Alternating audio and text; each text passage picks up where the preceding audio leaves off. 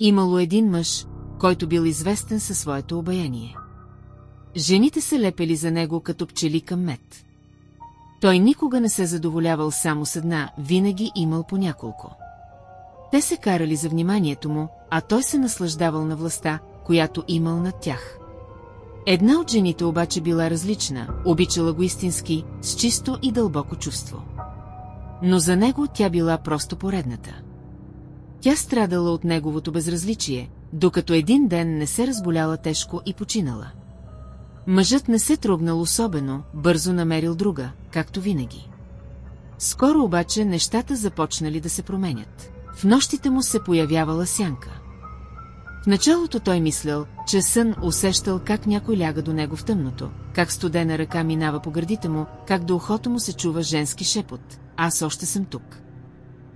Той започнал да се буди посред нощ, покрит с ледена пот, и винаги усещал миризмата на цветята, които били сложени върху гроба й. С всяка изминала вечер ставаше позле, сенките се сгъстяваха, шепотът ставаше писък, а тялото му отслабваше. Една от новите му жени разказвала по-късно, че когато се събуждала, виждала как той лежи в леглото с широко отворени очи, вперени в тавана, и сякаш нещо невидимо го стиска за гърлото. Мъжът отслабвал с всеки изминал ден. Лицето му хлътнало, очите му били празни, а нощем вече не можел да различи съня от реалността. В последната си нощ легнал сам в тъмното, а в стаята прозвучал гласът и, по-ясен от всякога: "Аз ти дадох любовта си, а ти ми даде забрава. Сега ще си само мой." Студени ръце обгърнали тялото му. Той се опитал да извика, но гласът му изчезнал.